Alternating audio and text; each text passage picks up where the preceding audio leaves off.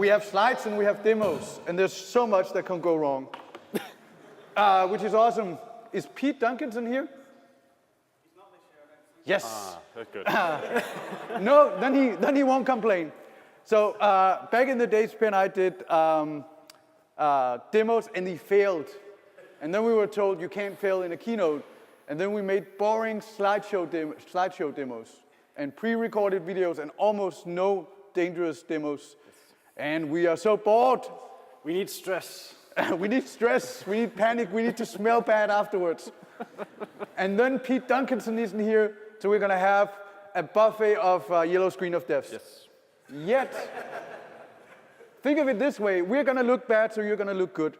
And that's the plan. Maybe the demos will work, but bear with us. It's because of the Wi-Fi if they don't.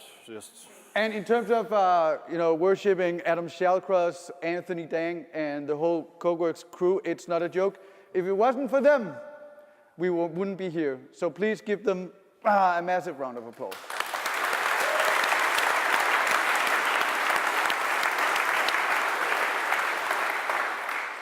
Because Per and I, we're just the lazy assholes that turns up. We haven't organized anything. This is like Code Garden, just without any work. It's amazing.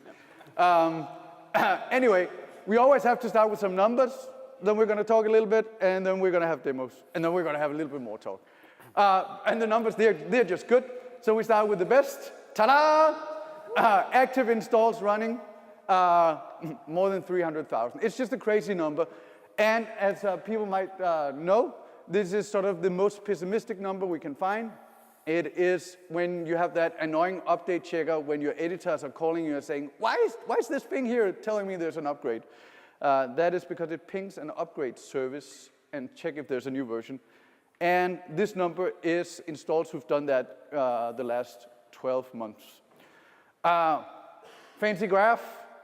As you can see, we're not as stable as the UK festival, but it doesn't matter. More numbers. This is V7 installs in 2015 alone. And there's another number. This is installs of 7.3 alone. So this is the last month. It's crazy.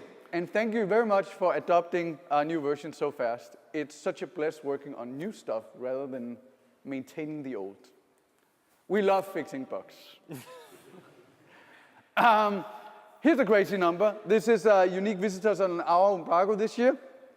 And that's one number, but here's a crazy number. It's active people on our. And we define that by saying people who've had at least 25, actually more than 25 sessions on our. You could sort of argue that's people who probably work with Umbraco. And I was totally amazed at Code Garden, it was 168,000. And now it's almost 190,000. Let's make it 200. Who cares? 250. Anyway, that's some numbers. Now we're going to talk extremely fast about the call because we thought we would improvise. And then it turned out we wouldn't improvise anyway. So there's one sentence in this slide, ignore it. But this one is true. 7.3.1 came out yesterday. Lots of bug fixes. You should use it. It's very good. 7.4 is in progress and very interesting, yet we won't demo it. You see? Yes. We will demo it later. Don't worry about that. Because there's so much to show. And actually, our whole demo later on is built around some cool stuff in 7.4, but not all the cool stuff in 7.4. So maybe we'll improvise. There's even more. Yeah. There's even more. Think about that. You look at it and think, that's impressive. And it's not all.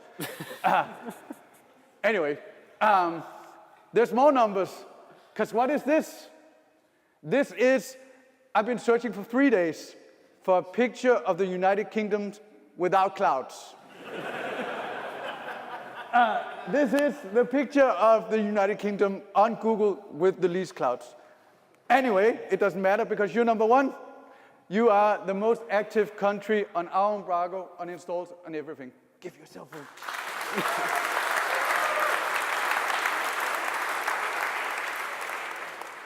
But that's not all.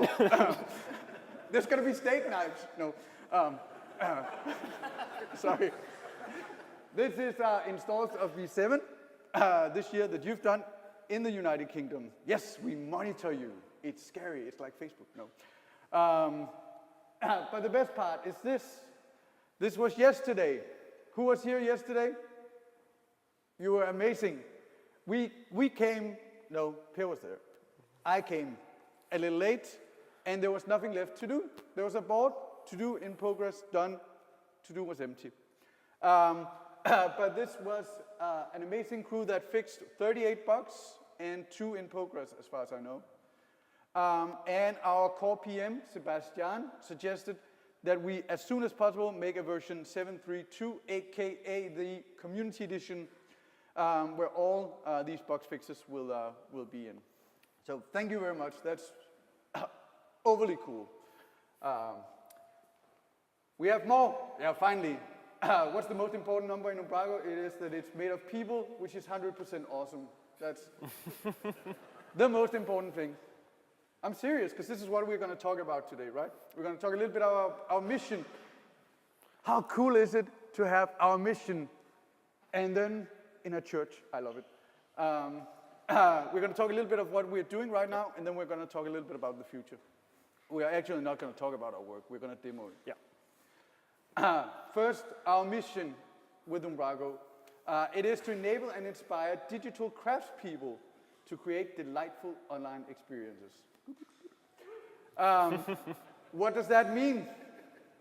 It basically means that in Umbraco we believe more in humans than we believe in algorithms. Or we like technology, we love people.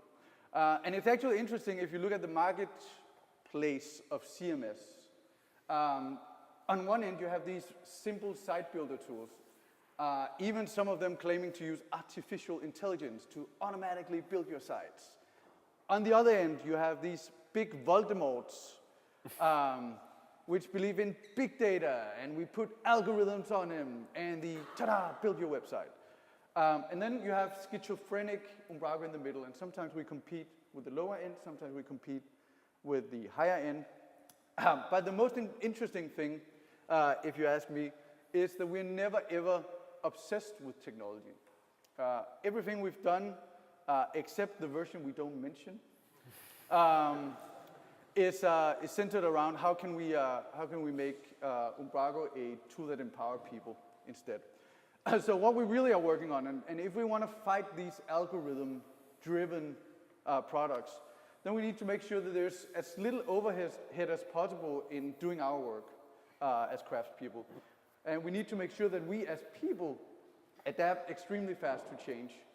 And then we need to make sure that we dare to make mistakes and learn from them. It's very central. But here's a good thing. When you're green, you grow. And when you're ripe, you rot. Okay? So the beauty of this is, even though algorithms are cool when they're done, they rot extremely fast. Because when everybody has them, they have no value. Whereas people, if we dare, then we can constantly grow. And that's why when we invest in people in Umbraco in terms of tools that empower people and all this community work that's going on, then we actually have a chance to stay green, which is lovely. So, to sum it up, you could argue that Umbraco is, and for ages we struggled with defining what is Umbraco actually. But I would say Umbraco is not just software, we talked about that for ages, but it's a mindset of learning.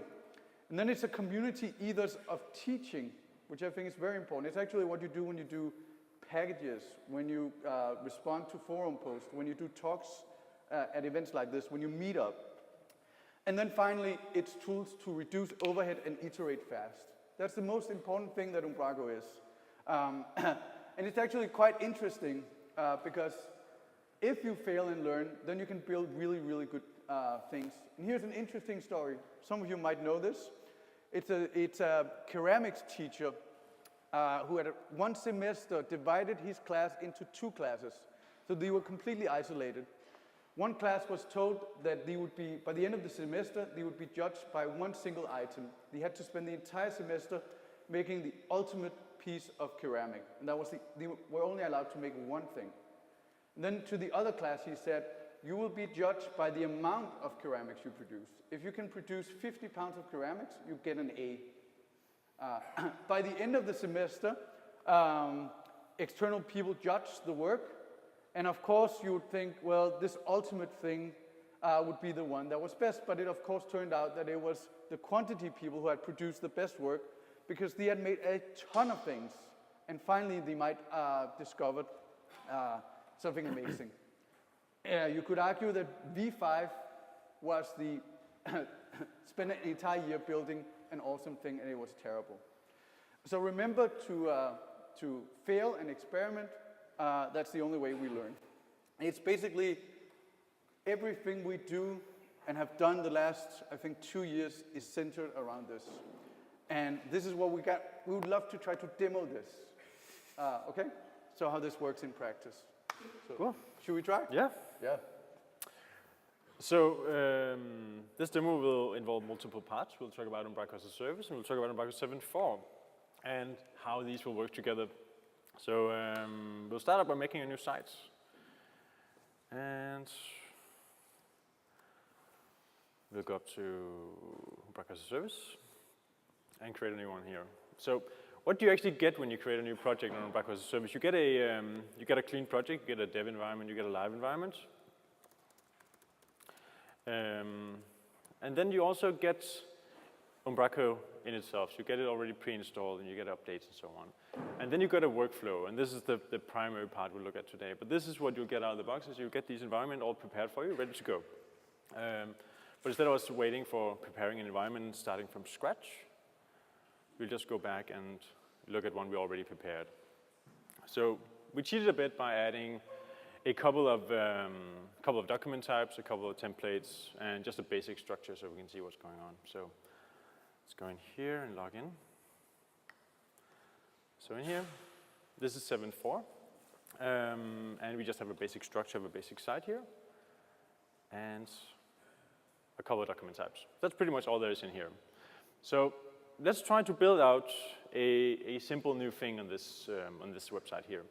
So what this site is it's a wine reseller, which has different wine areas, where he now would like to add producers to these different wine areas. So let's talk about how you actually build out these things. And when you start building a feature or content in Umbraco, the very first thing you will see is the document type editor. That is the key point of interaction where you make all the important choices about how your site will work in the end. And it sucks because it hasn't been improved since version 2. It's vintage. So we completely recreated that and built a new one. So let's try to create a new document type in here. So we get the new UI. And if Jesus didn't use such a low resolution, you could actually see it. But maybe it's better on those screens. But in here, let's put in a name. So maybe we should start talking about the whole process for this new. Yeah. Or while you do your work, then Okay, I can just you can talk about the process then. I'll do yeah, my work. because the first thing you actually use when you use Umbraco is usually, as a developer, it's the content type editor or document type editor, and it really hadn't been changed since version 2. And what's I think one of the worst parts of the document type editor is that the first thing you actually see, or used to see, is stuff that really doesn't matter. It's like, what's the name, what's the alias, what's the templates, which you usually don't change anyway. And what's actually important is how is your models going to look? What type of content am I supposed to edit? And another big issue, which is actually kind of cool, you can see it here, is that there were so many good built-in data types in Umbraco, but not all of them were configured out of the box, like the cropper or the slider, and people didn't know they were there. So you had to go to another section to configure them, then go back. And this is one of the things we've changed in 7.4, that you can configure data types directly as a part of your flow. Yeah. So here we are configuring a image cropper, which we'll use later. So this is all part of the flow. So if you remember how it used to be, you did it in one place and you had to go over to data types and create it there and then go back again. This is all now in one editor, and you don't have to go outside of the document type ever to do all these choices for you now. So you can stay focused on what you're actually building and see it. As you add things in here, you can see it just slowly populates the tab you're building here with the new editors. So you get a preview of what the editor will see in the end. And this is very important, so you as a developer know what your end result will be for the people actually using your work. So what we've done in here is we've created a very basic document type. So the only thing we need to do still is to go in and say, for a state needs to allow a producer node in here. So let's go over and create a new wine producer.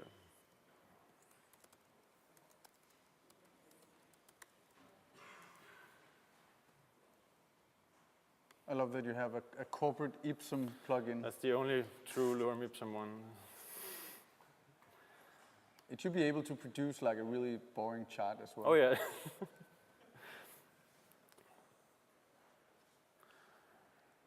So. This whole site is actually just an excuse to use the wine glass icon that you can. So, and as you can see here, while the Wi-Fi is waiting for this to save, there's a little spinner in the icon now. And generally in 7.4, we went around the entire UI and added a ton of polish.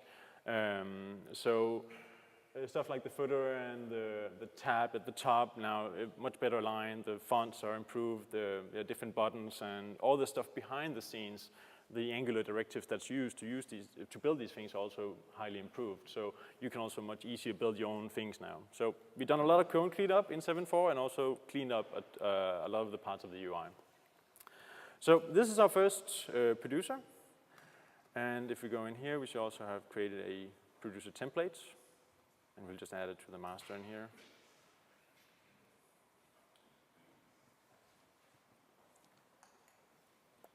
The joys of bad Wi-Fi. That's the good one. The fastest Wi-Fi in London. So anyways, so now we're here. So this is kind of our first iteration on the website, that we now have a producer document type. And we can now take this and push all these parts to a live site if we want to. But it doesn't make sense yet to do that. So we're keeping it in our development site because right now we just have a empty design in here, our templates are empty. So if we move a bit on, that we now have a document defined, we have some content defined, we went through a nice process of actually defining what the editors will use. We can now move on to the next step in the process, which would be working on the design of the website. And to do that, we'll invite a freelancer in on the project on Umbraco as a service. So if we go back here, we can add in a member. And his name is Umbraco Freelancer.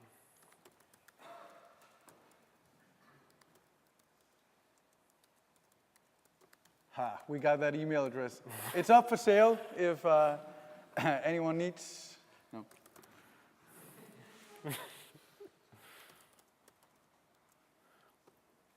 So what happens is, he will get an email with an invite, and we'll create a user for him on the website itself, so he can now log into Umbraco as a service and access all the sites in here. But this person we've invited doesn't use Windows, and he doesn't want to have some web server running somewhere, and he doesn't want to use the backend to use all for his design work. So I actually just want to pull it down on his local machine, just to work locally. So let's try to see how that works. So we have a console here. It is a console, believe me. It's just not a big blurry black cloud. So in here we have the freelancer, and if you put in his Git credentials, which he gets from the site over here, he can go in and copy this Git clone URL and put it into his Git client, and then pull down the latest changes. So what we'll do now is it will pull down all the data, all the different templates, data about document types, and the general Umbraco settings pull down here.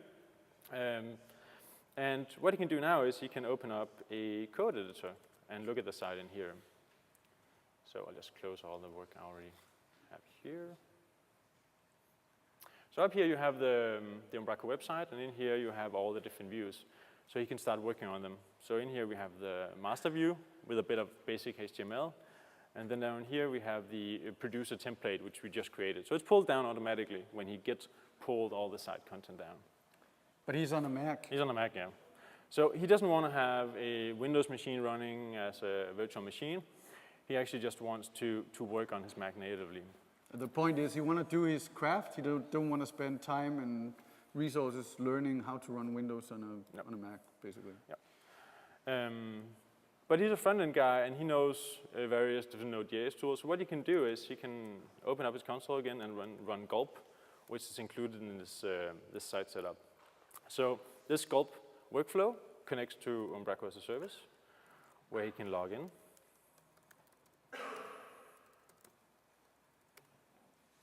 And what it'll do is it will connect to Umbraco as a service, but it will connect to a proxy. So what's going on here is this is a local host. So this is actually a local web server that this gulp process has spawned up, opened up for us. So you can now see a preview of the site locally, but it's still pulling down information from Umbraco as a service. So let's see if we can find our editor. There you go. So if we put this over here and we put this here, then we have our master template in here. So what you can do is you can say hello world, and then save it. And then over here you can see the browser refreshes. So he can see like an instant preview of what's going on. You get design preview of his site. And you can see here I'm editing a Razor file in here. And this is then sent up to Umbraco as a service. It gets rendered with the data from Umbraco as a service and then sent back again. So you can see it in the browser here. But it never has to actually care about having any sort of site running locally. So if we go in and look at the home page here, he can start working on his data. And he can actually pull down the data from this one here. So it gets here. So I'm just going to update the name so then you can refresh and see that it's actually using live data. There you go. So in that way, you have your content editors running on Umbraco as a service, putting in data into a site. You as a front-end developer is running on a Mac and just working on the design. And as you work on the design, you can see it gets populated with actual live data from the dev environment. So very important. It's the dev environment that we're iterating against and making our changes against. So that's putting a basic design in. So what we'll do now is we'll just copy some HTML so we can start building up the design. So here we have a master template. Did it refuse to copy? Maybe it did. And we need the home.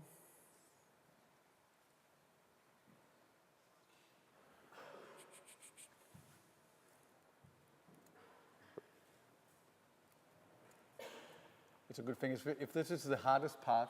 It's always really hard to copy-paste stuff because it's actually renaming them as I paste them. So this is pretty awesome.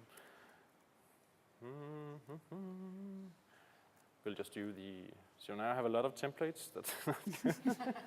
This is the most technical thing we'll do today. So. But still no YSOTs. Oh yeah. Just we can make that happen, don't worry about it. So what we'll do is I'll just get a bit more space, then I can actually see what I'm doing. So if we put this up here in the home template, like that, and then you can see it updates the design here. So let's copy paste in some CSS as well. So put that up here, and you can see it updates that as well. And the difference between actually working with CSS and the HTML templates is that we don't really have to send up the CSS to actually see it locally. So you get a very quick process in having that you have background, and that is red, like this. So you can very instantly see what's going on with your design change. It's making it much faster to iterate over the design. So the last thing I just need to do is to make sure that all my other files are in sync, and maybe also remove all the broken ones here, is that I need some images. And I need some scripts. Oh, and maybe I should turn off this red stuff. That's probably a good idea as well. There we go. And for our sites to now work, is the only thing we need to also fix is the navigation here. So let's go in and look at the master. So if we scroll down a bit, we have a navigation to do here. So what we'll do is we'll put in HTML. Oh.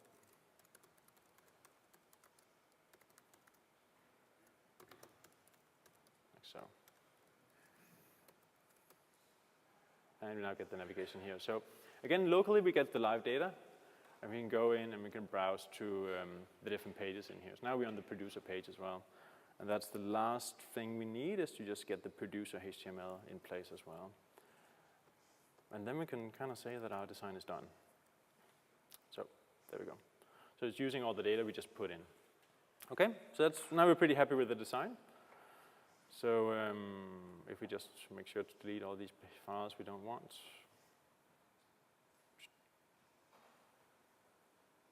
Last one. There we go. Then we can go back to the Git client and say that, let's look at the stuff we've done. In here, so we modified a couple of pages. We added some untracked bits. So in here we'll say git add all these to our local Git repository. We'll then say that design is done. Like this. And also in my Git client, you can see there's now some pending changes in the repo at the remote one. So I'll just pull that down. So my Git client can now try to merge it. So we get a merge error, likely because we have stuff bit out of sync between this one here. So we get our standard Git workflow with handling merges. We get all that locally. So you'll have it's just a regular Git repository. So in here you can see I actually just want to use my local one. Yep, that's fine. And save that. So now we went to merge errors. Oh, there's one more. Yep. There we go. So those two merge errors, that's fine. So what we'll do now is we'll just say git commit merge. So finally we can say git push. So now we're taking our local design iteration and pushing it up to our dev environment. So it gets into the dev Git repository.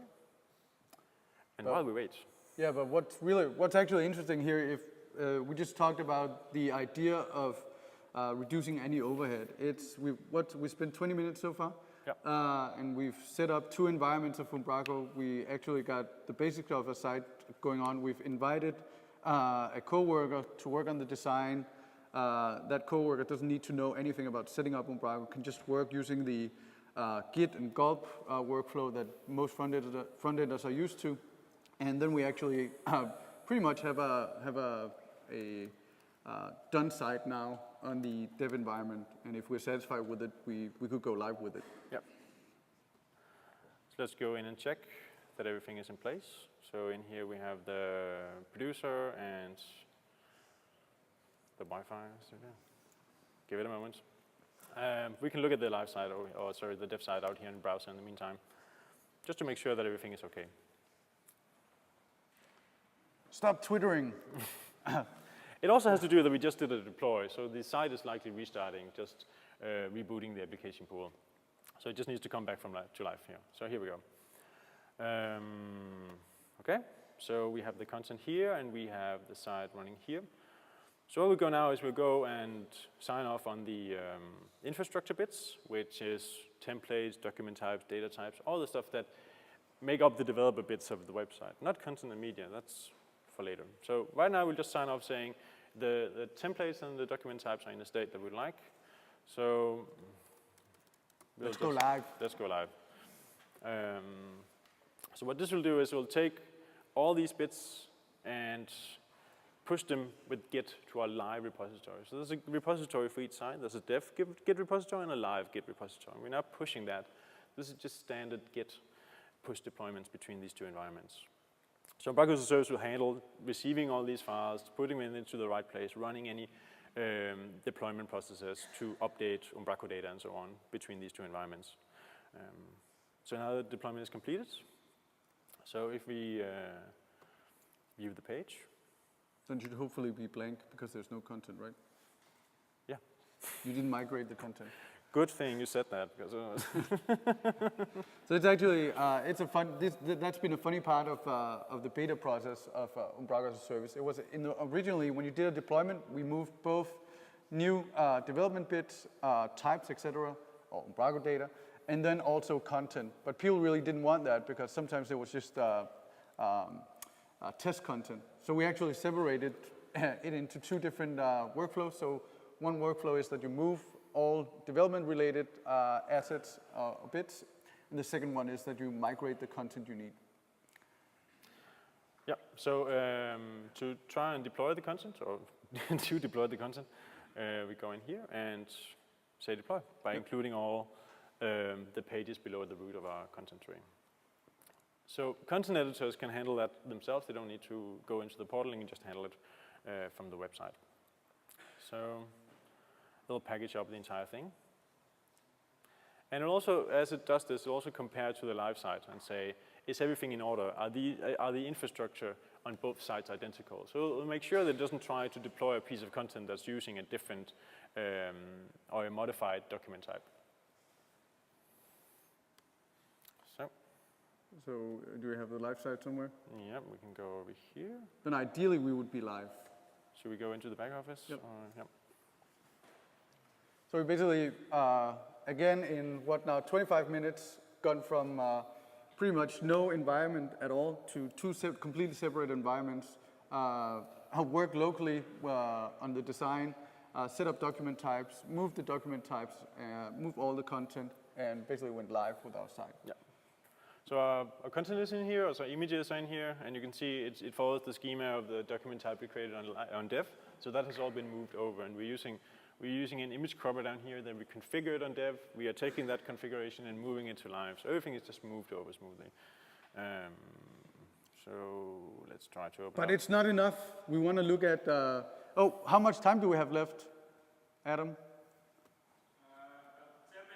10 minutes. Okay, we have to move really fast. Okay. Okay, but we're not satisfied, and we want to see more 7.4. So what about compositions? It was sort of a thing that was added to Umbraco at a point after the document type editor has been designed, and it's never really worked perfectly in sort of a nice way. So let's say, our editor is really happy, our client really happy with the live site, but heard about Open Graph, they want Open Graph.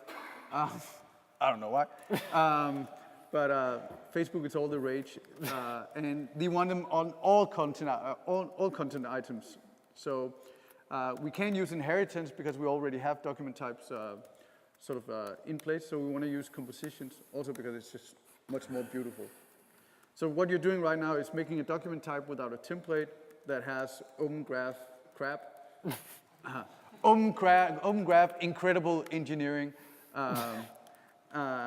And then see how that works UI-wise with compositions in 7.4. Okay. So by saving this type, we can go in and say we'd like to add Open Graph data to this one here, the producer. So we can click this compositions button up here and pick the one here. Submit it. So we now get the tab up here with Open Graph stuff. So add it to this document type. And on non-Jesus projectors, you can actually tell a subtle difference between what parts come from a composition and what parts is a part of your current document type. Yep. So it's much easier to actually notice what's what in 7.4. Yeah. What you can also do is you can reorder things here, but the problem here is that we get Open Graph and we get wine details, and this is because these two tabs come from two different types. So sorting is always 0 for both of them. So it's kind of random which one gets in there first. So what you can do is say, for example, I have a tab here that I always want at the very end. You have this little field here, so you can put in a manual sort order, which means a great deal because, again, it's the editor experience in the end that it actually means something to them that that tab is always at the very end so they can always find it. So it always ends up over here. We need to do the last. We need to have time for the last demo. Okay. The wine, the Visual Studio demo. Wine. Oh yeah, we need wine. So let's make a wine document type. It's good you said that we need stress for this demo. We need stress. And we haven't had any errors yet. Not really real errors. Another thing that you can notice here is that the whole content type editor.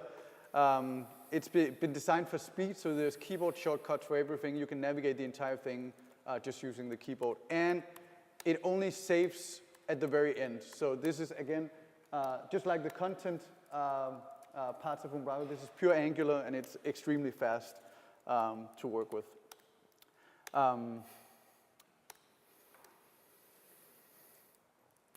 last thing. Description. Is that enough? Yeah, it's fine. It's enough. Otherwise, we can blame that we just didn't add enough stuff in there. It's fine. Right, so now the wine has a grape, a release date, and a basic description. Oh, wait, we need one more thing. We need an image. So, we'll just add an image in here.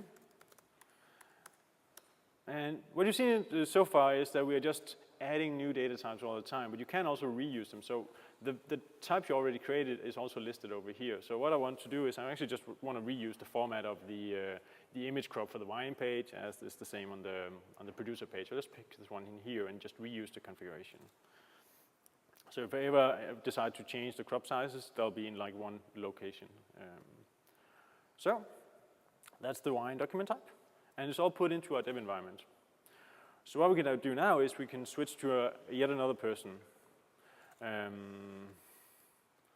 So this time we'll add another guy in here, the net guy, who, and we don't have this one. We don't have this email though. But he'll get an invite, and we'll invite him in here to our project. Again, this is a different person. Oh yeah. So this is a different kind of person. The other one was a front-ender using a Mac. This is a totally different kind of person. This is a .NET developer using a Windows machine, using Visual Studio, and would like to have everything into Visual Studio. And that is very common in Umbraco projects because, again, as Niels talked about before, we are competing with bigger systems that's traditional .NET, and we are competing with smaller systems that maybe have a more scripting or web approach. So we have these different kinds of people in most projects. So if you go over here in my Windows machine and find my site in here, I'll just open up my Git client and pull down the same changes. So I'm pulling it down again from the same dev environment.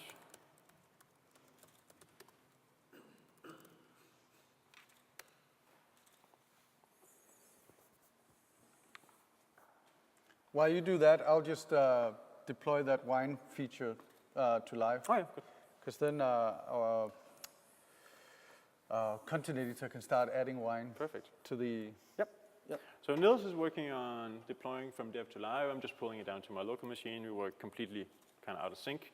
And when we're done deploying it to live, he will then make content editors start adding content to a live environment. So there's a lot of things going on here. We basically have 3 locations where we work right now.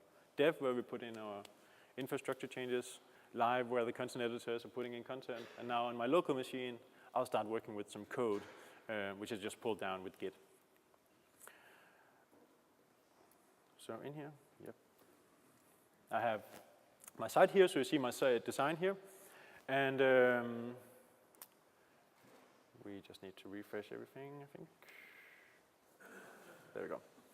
This is our producer page, and we should also get some more in here. Just a moment.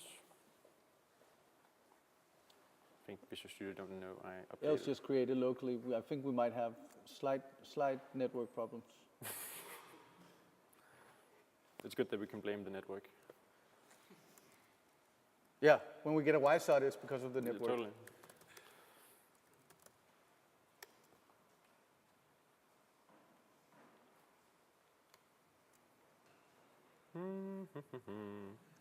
But else just create the wine on your local Umbraco install. I'm pretty sure that will just make things explode. Nope. So just do it. Even if it's going to make things explode, then we just have to wait, and then I won't do the wine. You won't do the wine? I think the most important thing is that we get to show the model. That's true, but we can do that with something else actually. We can work with the producer page instead. So Okay, then let's do that. we can't allow to download wine right now, which I guess is not a bad thing. But that's also fine. So let's go in here and open the page again.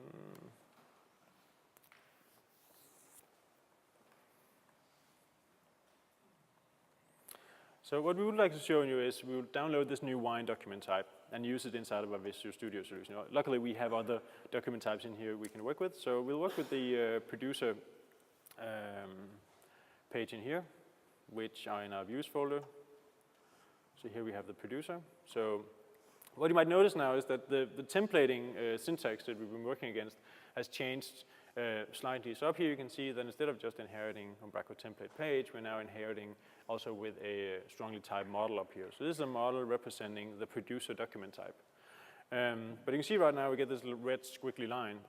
And that's because by default, when you work on the website just inside of Umbraco or on Umbraco as a service, we just generate these models for you and put them into memory using Roslyn. So we just compile them every time you make a change in memory. That means that you can always get these strongly typed models without actually restarting the application pool. But Visual Studio doesn't know about that. So to actually get Visual Studio to run with these models, we need to tell Umbraco to use DLL models instead. So here we'll turn off live models.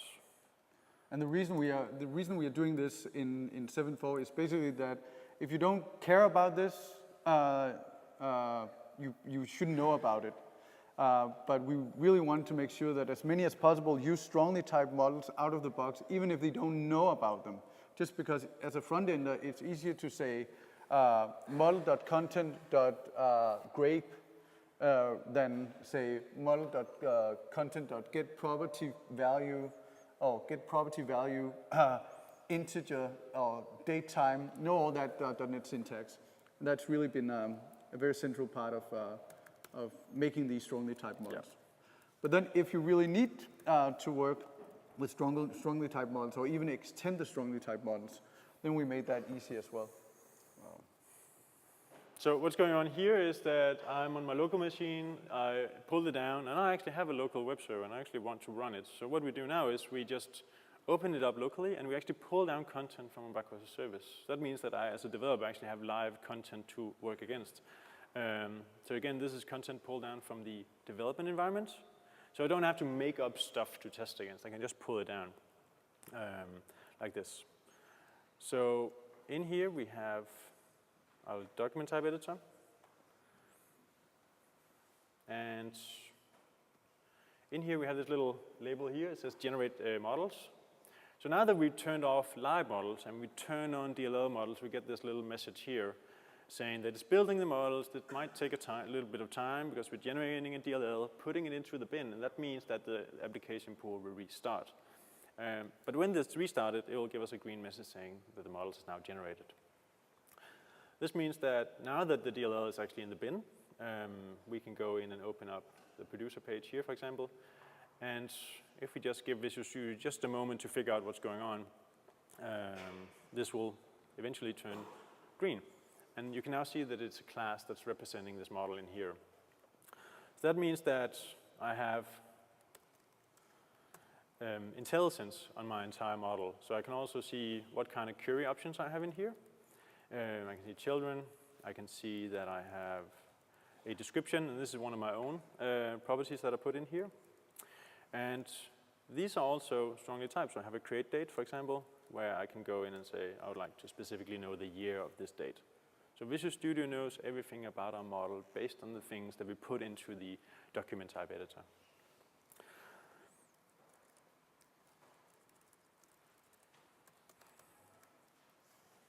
And the same thing with building up queries or building up navigation is that we can, on our Wine producer list,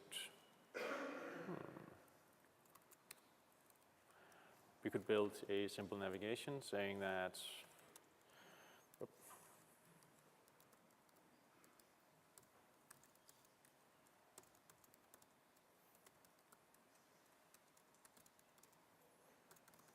content.children, like this.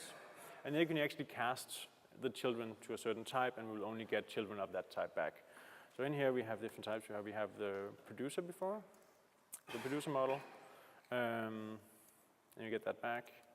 And inside of this, you get more IntelliSense saying that you have a child, and this child has a name, or this child has a description, or this child has a welcome property as well. So this is all properties that we put on the model. So in this way, I, as a developer, can get much more help inside of my tool on my local machine. We don't really have to involve the dev server. It doesn't need to know about this DLL at all, actually. We can just use it in our views here.